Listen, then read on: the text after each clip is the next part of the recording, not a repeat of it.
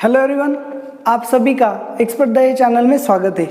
हमने application of derivative को revise किया था और उस पे बेस्ट जो प्रॉब्लम्स है उसको हम ले रहे थे।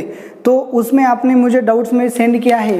देखो मैक्सिमम एंड मिनिमम का जो हमारा आर्टिकल था, मैक्सिमा एंड मिनिमा, तो उसमें आपने मुझे 2, 8, 9, उसके बाद अप्रोक्सीमेशन का जो आर्टिकल था उसमें 3, 6, ज्योमेट्रिकल मीनिंग का जो आर्टिकल था उसमें 5, 9 एंड फिजिकल मीनिंग का जो आर्टिकल था उसमें 4 ऐसे डाउट सेंड किए हैं। तो यहाँ से ऐसा लगता है कि आपको increasing decreasing function, Rolle's theorem and एलिमिटी में कोई डाउट नहीं है। अगर है तो आप मुझे सेंड कर सकते हो, मैं उसका आपको सॉल्यूशन सेंड कर दूंगा।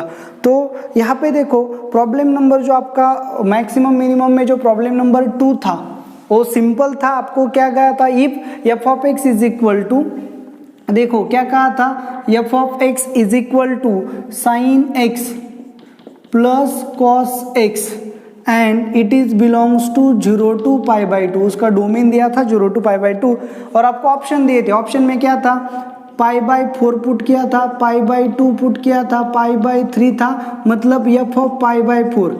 तो π/4 का मतलब क्या है, π/4 यहाँ बिलोंग करता है तो x की वैल्यू π/4 यहाँ पुट की तो हमें क्या मिलेगा, एफ ऑफ π/4। तो एफ ऑफ π/4 क्या मिलता, sine of π/4 plus cos of π/4। Sine π/4 की वैल्यू क्या है 1/√2, कॉस π/4 की वैल्यू क्या है 1/√2। दोनों की एडिशन क्या आ जाती है 2/√2, मतलब क्या आएगा √2।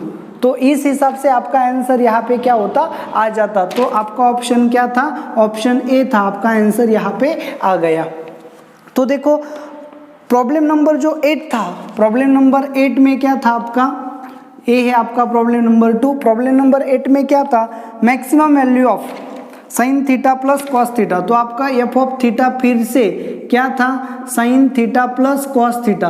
तो ये जो प्रॉब्लम है यहाँ पे आपको क्या करना था, सिर्फ वैल्यू फाइंड करनी थी। कहीं भी आपको मैक्सिमम या मिनिमम का जो नॉमेनक्लेचर होता है वो कहीं पे भी नहीं था, वो वर्ड कहीं पे नहीं था।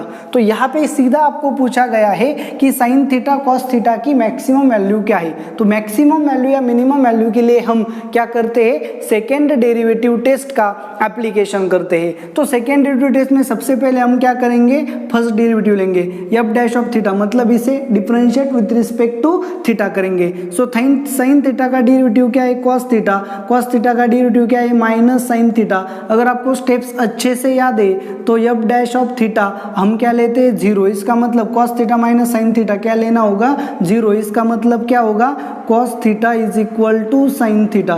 तो कॉस थीटा साइन थीटा कब होते हैं equal, theta is equal to π/4 के लिए भी और पाई प्लस π/4 के लिए भी। लेकिन यहाँ पे आपको जो थीटा दिया है, थीटा बिलोंग्स टू 0 to π/2 दिया है, तो हम ये वैल्यू नहीं ले सकते, तो हमें यही वैल्यू लेनी होगी। सो थीटा की वैल्यू π/4 ली तो हमें चेक करना होगा ये मैक्सिमा का है या मिनिमा का। तो हम डबल डेरिवेटिव लेते हैं, F double dash of theta. तो इसका डेरिवेटिव फिर से लिया, कॉस थीटा का डेरिवेटिव क्या आएगा minus sine theta, minus sine theta का डेरिवेटिव क्या आएगा cos theta. So minus common लिया, sine theta plus cos theta, theta की वैल्यू π/4 पुट की तो माइनस साइन π/4 मतलब 1/√2, कॉस π/4 मतलब 1/√2, दोनों की एडिशन की 2/√2, तो फिर क्या मिलेगा √2 विच इज लेस देन 0। इसका मतलब theta is equal to π/4 is point of maximum value. तो आपका थीटा का जो पॉइंट है वो क्या है, आपका मैक्सिमम वैल्यू का पॉइंट है। तो इसका मतलब क्या होगा कि ये आपको मैक्सिमम वैल्यू देगा। तो थीटा की वैल्यू π/4 सीधा फंक्शन में पुट की, सो π/4 साइन π/4 प्लस π/4 मतलब 1/√2 प्लस 1/√2, तो इसकी मैक्सिमम वैल्यू क्या आएगी √2। तो यही आपका क्या था, आंसर था। ओके चलो, आपका नेक्स्ट प्रॉब्लम जो था मैक्सिमम मिनिमम में वो क्या था 9 नंबर का। तो चलो देखो 9 नंबर का आपका प्रॉब्लम क्या था। F of x is equal, आपको क्या दिया था, एफ ऑफ एक्स दिया था is equal to x square into E raise to x has maximum value, इसकी मैक्सिमम वैल्यू तुम्हें फाइंड करनी थी। तो सिंपल सी चीज है, फिर से हम क्या करते, सेकेंड डेरिवेटिव का एप्लीकेशन करते, तो यहाँ डिफरेंशिएट करना पड़ता है, F dash of x is equal to first as it is इसका derivative E raise to X plus second as it is first का डेरिवेटिव 2x, तो ई रेस टू एक्स को कॉमन लिया तो हमें क्या मिलेगा, एक्स स्क्वायर प्लस 2x। तो होता क्या, फर्स्ट डेरिवेटिव जीरो लेना होता है, इसका मतलब E raise to X into X square plus 2x क्या होना चाहिए, जीरो। इसका मतलब क्या होता है, ई रेस टू एक्स तो जीरो होना चाहिए या फिर x square plus 2x is equal to zero होना चाहिए। अब e raise to x zero कब होता है, जब x is equal to minus infinity, तो ये वैल्यू हमें लेनी पॉसिबल नहीं है, तो फिर हमें यहाँ पे जाना पड़ता। सो एक्स स्क्वायर, यहाँ पे x कॉमन लिया तो x plus 2 is equal to zero, इसका मतलब x is equal to zero और x is equal to minus 2। तो ये जो वैल्यू है ये हम लेंगे नहीं, तो यहाँ पे हमें x is equal to zero and x is equal to minus 2 ऐसे दो वैल्यूएशंस आए हैं। तो हमें इसमें डिसाइड करना पड़ेगा कि कौन सी वैल्यू मैक्सिमम के लिए है और कौन सी मिनिमम के लिए। तो हमें सेकेंड डेरिवेटिव की तरफ जाना पड़ेगा, हम इसको डिफरेंशिएट करेंगे फिर से, F double dash of x is equal to first as it is E raise to X, second का डेरिवेटिव क्या है 2x plus 2 plus second as it is रहेगा X square plus 2x into E raise to X, फिर से E raise to X को common ले लिया तो हमें क्या मिलेगा, एक्स स्क्वायर प्लस 2x मतलब 4x प्लस 2, ऐसा हमें क्या मिलेगा, F double dash of x मिलेगा। तो अब हमें करना क्या होगा, यहाँ चेक करना होगा कि कौन से वैल्यू के लिए पॉजिटिव नेगेटिव आता है। x की वैल्यू जीरो पुट की तो ई रेस टू जीरो मतलब 1, जीरो प्लस 2 मतलब आएगा क्या 2 which is less than zero. तो ये जो वैल्यू है x is equal to zero, ये क्या होगी, sorry which is greater than zero, तो x is equal to zero हमें क्या देगा, पॉइंट ऑफ मिनिमम वैल्यू देगा।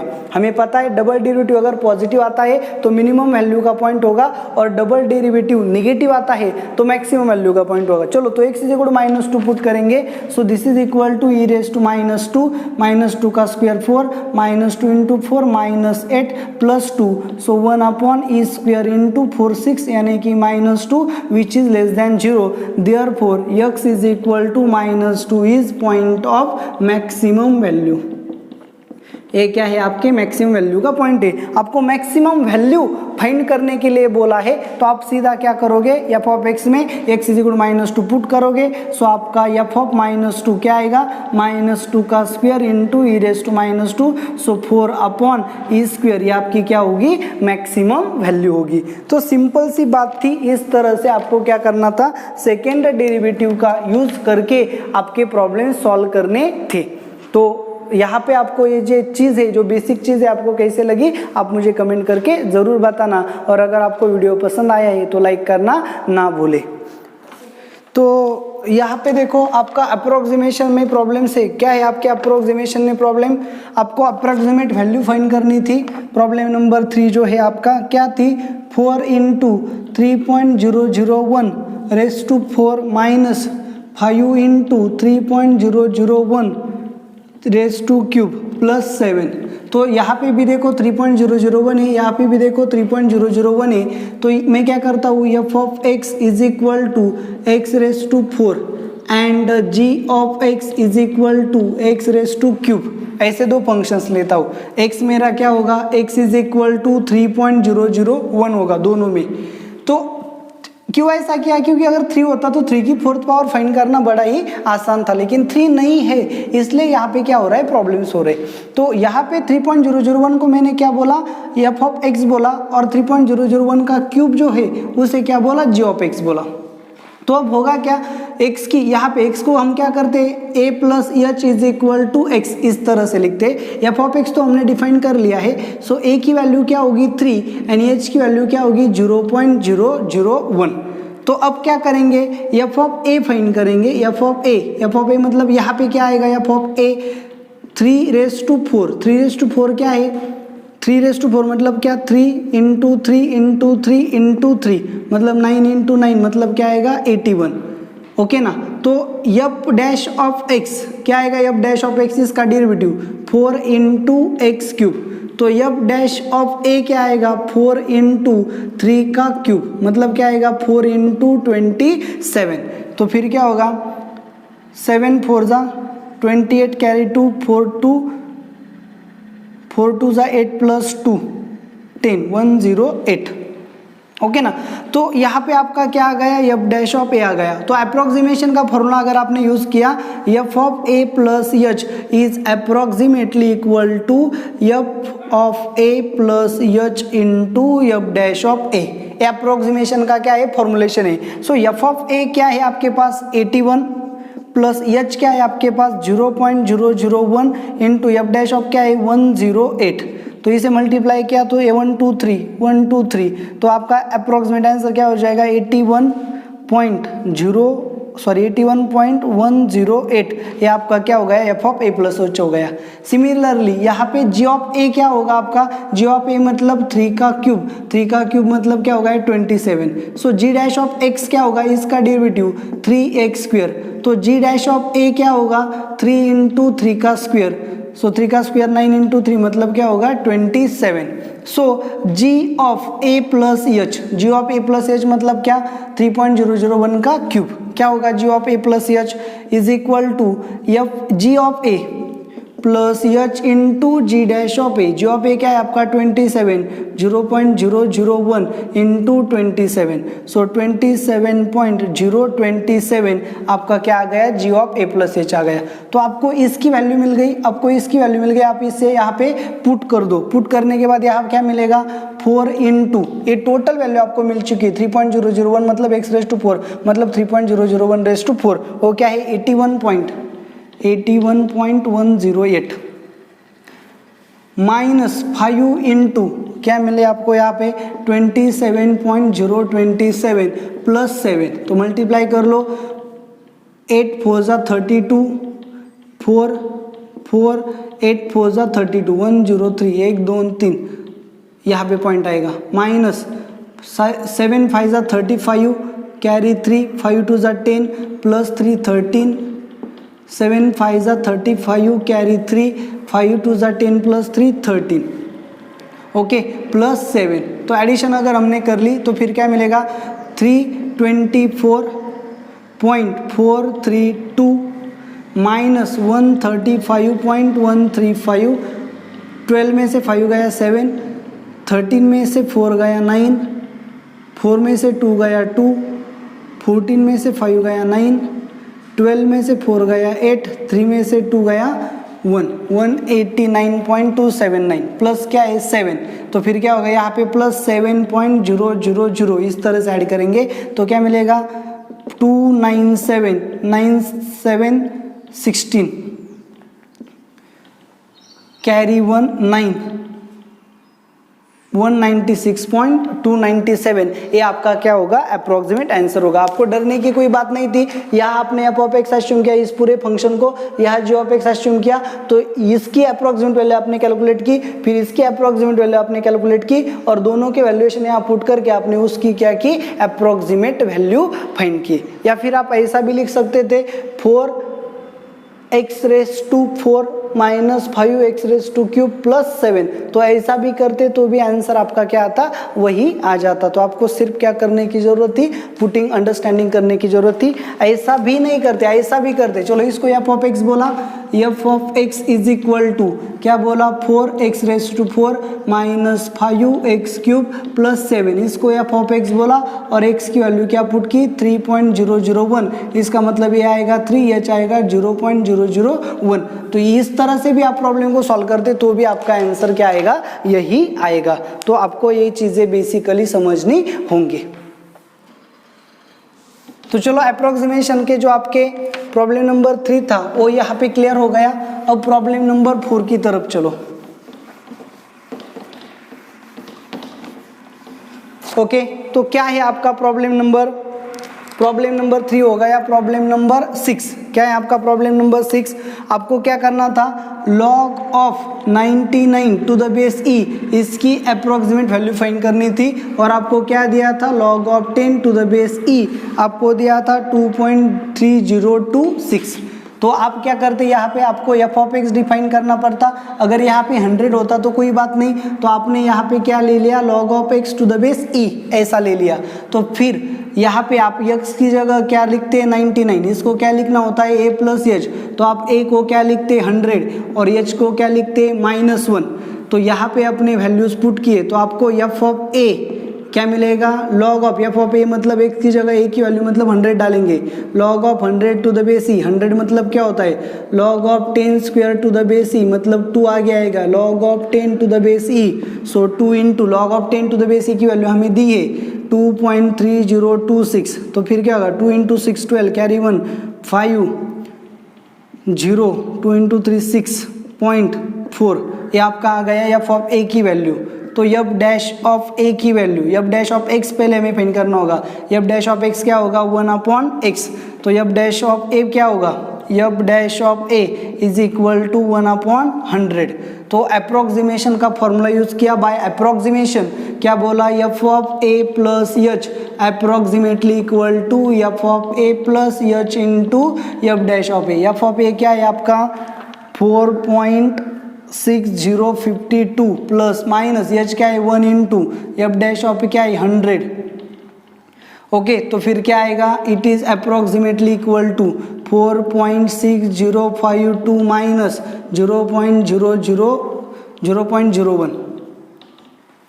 ओके ना, तो फिर क्या होगा, यहाँ पे सब्सट्रैक्ट किया तो अप्रोक्सीमेटली क्या आएगा 0.01 मतलब 25, या 1 गया 10 में से 1 गया 9, 5 6 में से 1 गया 5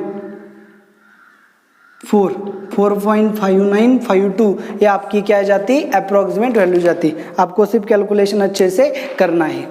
तो देखो इस तरह से सॉल्व किया जाता है। सबसे ज़रूरी बात क्या होती है, आप f ऑफ x डिफाइन करो, x डिफाइन करो, उसके बाद a एंड h लो, फिर f ऑफ a फाइंड करो, from f of x f dash of x लो, फिर f dash of a find करो, उसके बाद अप्रोक्सीमेशन के फॉर्मूले में सिर्फ क्या करो पुटिंग करो, आपका आंसर आसानी से आ जाएगा। तो इस तरह से प्रॉब्लम को क्या करना पड़ता है, टैकल करना पड़ता है।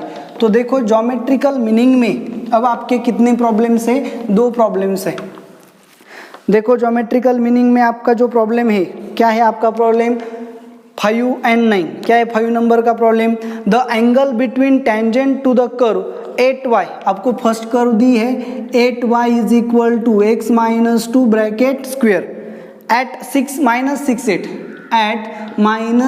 8, मतलब इस कर्व को हमें टेंजेंट ड्रॉ करनी है at -6 okay, and tangent to the curve y is equal to, दूसरी कर्व हमें दी है y is equal to x plus 3/x, ये दूसरी कर्व है। इस कर्व को हमें कहा 1/4, क्या 1/4, इस पॉइंट पे क्या करनी है, टेंजेंट ड्रॉ करनी है। चलो इस कर्व को टेंजेंट ड्रॉ की तो उसे हमने क्या बोला T1 बोला, और इस कर्व को टेंजेंट ड्रॉ की, इसे क्या बोला T2। तो आपको क्या करना है, इन दो कर्व के टेंजेंट के बीच का एंगल फाइंड करना है। तो हमें एक चीज पता है, किसी भी कर्व को अगर हमने डिफरेंशिएट किया तो उस कर्व का डिफरेंशिएशन मतलब उस कर्व का डेरिवेटिव क्या होता है, टेंजेंट का स्लोप होता है।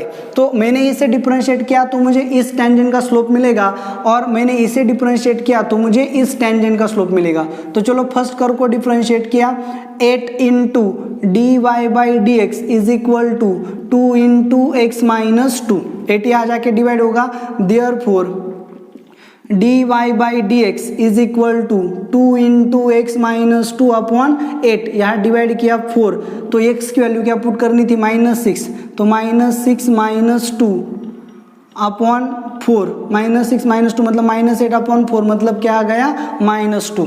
तो ये क्या होगा, ये फर्स्ट टेंजेंट का स्लोप हो गया, यानी कि m1 इज इक्वल टू -2। तो इस टेंजेंट का स्लोप यहाँ पे आ गया। टेंजेंट क्या होती है, टेंजेंट मतलब क्या होती है, लाइन ही होती है, ओके ना। तो पहले लाइन का स्लोप क्या आ गया m1। अब दूसरे कर्व को डिफरेंशिएट किया तो क्या मिलेगा, dy by d x is equal to, इसका डेरिवेटिव 1 प्लस 3 इंटू 1/x का डेरिवेटिव माइनस 1/x²। तो ये स्लोप का फाइंड करना है 1/4 को, सो 1 प्लस माइनस 3/1 का स्क्वायर मतलब 1, म्हणजे 1 माइनस 3, इसका मतलब क्या होगा -2। तो इस कर्व का इस पॉइंट को डेरिवेटिव कितना आ गया, m2 इज इक्वल टू -2। तो चलो अच्छे से देखो, फर्स्ट कर्व का डेरिवेटिव भी क्या आ गया -2, सेकेंड कर्व का डेरिवेटिव भी क्या आ गया -2। कर्व का डेरिवेटिव मतलब क्या होता है, स्लोप ऑफ टेंजेंट। तो फर्स्ट कर्व की टेंजेंट का स्लोप कितना है -2, सेकेंड कर्व की टेंजेंट का स्लोप भी कितना है -2। और हमें पता है अगर दो लाइंस का स्लोप अगर सेम है तो क्या है, पैरेलल है, इसका मतलब दोनों लाइंस क्या हो गई, दोनों टेंजेंट क्या हो गई, पैरेलल हो गई। अगर टेंजेंट पैरेलल होती है तो उनमें जो एंगल होता है वो क्या होता है, 0 डिग्री। तो इन दोनों के बीच का एंगल क्या होगा, 0 डिग्री। और एक बात मैं आपको यहाँ पे बताना चाहूंगा कि अगर आपको दो कर्व के बीच में, यहाँ तो सिंपल सी क्या बात थी, आपको दो टेंजेंट के बीच का एंगल पूछा था, तो दो कर्व के बीच का एंगल भी क्या होता है, दो टेंजेंट के बीच का एंगल होता है। सो दो कर्व के बीच में जो एंगल होगा वो पॉइंट ऑफ इंटरसेक्शन पे ड्रॉ किया जाता है। तो दो कर्व के बीच का angle at the point of intersection is nothing but the दो टेंजेंट का बीच का angle at the point of intersection. अगर आपको इस आर्टिकल को डिटेल में देखना है, जानना चाहते हो, तो मैंने डिस्क्रिप्शन में एंगल बिटवीन टू कर्व्स की क्या दी है, आपको लिंक दी है, तो आप वहां जाके उस वीडियो को अच्छे से देख सकते हो। तो आपका एंगल बिटवीन टू कर्व्स का आर्टिकल जो है वो भी क्लियर हो जाएगा। तो चलो यहाँ पे आपने एक और डाउट मुझे दिया था, डाउट नंबर 9 क्या था, the angle between curve, first curve है y is equal to sine x and दूसरी कर्व है y is equal to cos x।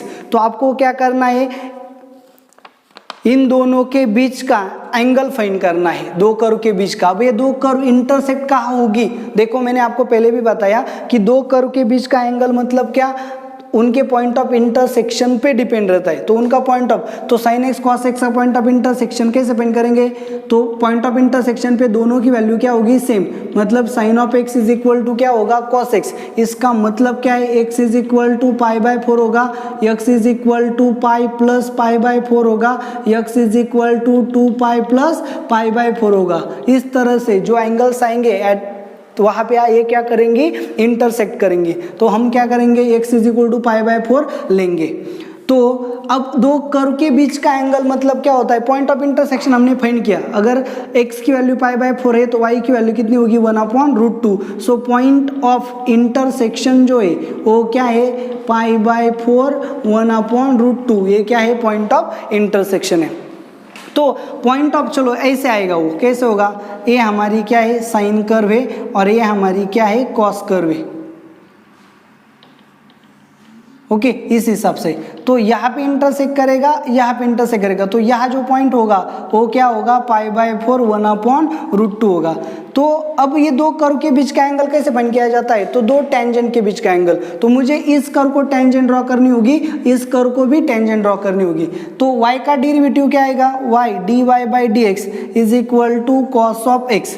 तो x की वैल्यू क्या है, pi by 4, so cos pi by 4 क्या आएगा आपका, 1/√2।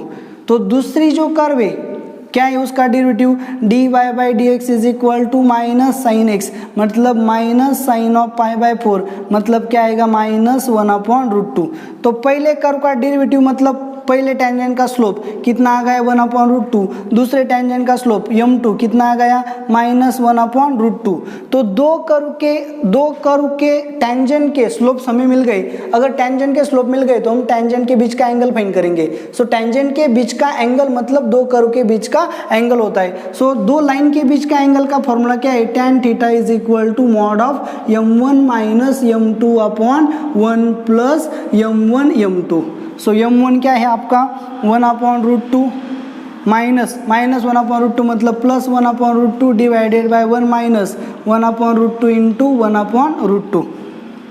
तो फिर क्या होगा, यहाँ पे सॉल्व करेंगे तो यहाँ हमें क्या मिलेगा, √2, देखो 2 प्लस 2/√2 मतलब √2 divided by √2 into √2 cross multiply किया 2 माइनस 1, सो 2 माइनस 1/2 आएगा। सो फिर क्या होगा, 2 माइनस 1 मतलब 1 होगा, ये 2 ऊपर जाएगा तो आपको क्या मिलेगा, 2√2। तो फिर आपका एंगल क्या होगा, tan इनवर्स ऑफ 2√2, ये दो कर्व के बीच का एंगल होगा। आप यहाँ पे कैलकुलेशन अच्छे से कर लो तो आपको आपका आंसर मिल जाएगा।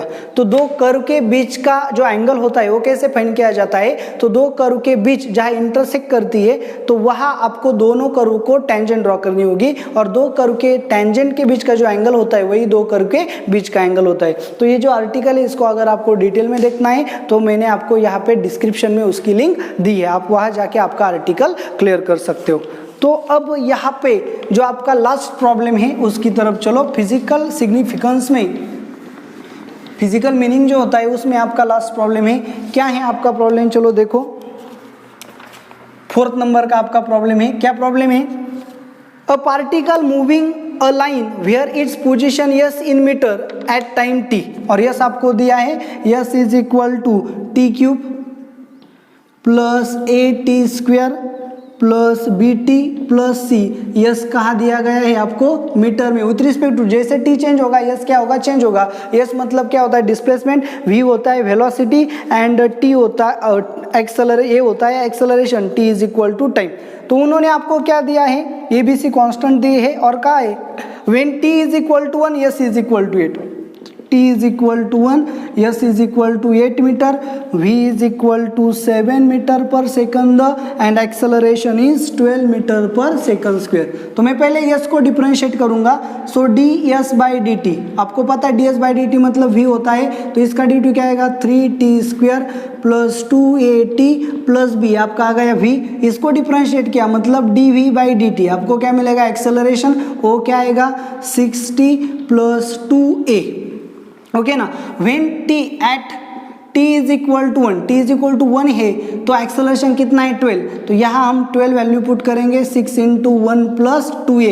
ये जो a है ये कांस्टेंट है और ये जो a है ये क्या है एक्सेलरेशन, तो यहाँ पे मैं नोटेशन चेंज कर लेता हूँ एक्सेलरेशन, ओके ना। तो फिर 12 माइनस 6 मतलब क्या होगा 6 is equal to 2a, therefore a is equal to 3, तो आपके फर्स्ट कांस्टेंट की वैल्यू यहाँ पे आ गई।